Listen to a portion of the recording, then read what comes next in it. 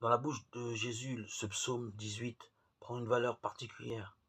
N'est-il pas celui qui, mieux que quiconque, observe la loi dans son intégrité, lui qui assure d'une part que pas un seul iota, pas un seul trait ne disparaîtra de la loi, jusqu'à ce que tout se réalise, Matthieu 5, 18. Et d'autre part que sa nourriture, c'est de faire la volonté de celui qui l'a envoyé, Jean 4, 34. Ainsi, le cœur de la loi n'est autre que l'amour du Père et de sa volonté.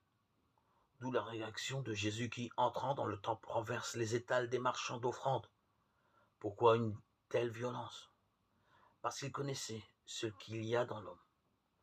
Ce que Jésus renverse, c'est la mauvaise compréhension de la loi, une compréhension marchande, légaliste. J'achète une colombe, un mouton ou un bœuf, selon mes moyens ou le poids des péchés qui pèsent sur mon âme. Je l'offre et me voilà en règle, sans grands efforts, sinon financiers. D'où le cri de Jésus, cessez de faire de la maison de mon Père une maison de commerce, Jean 2, 16.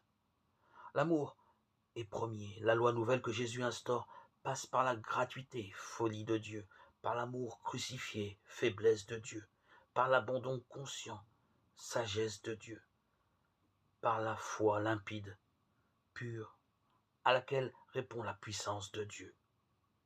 1 Corinthiens 1, 23-25.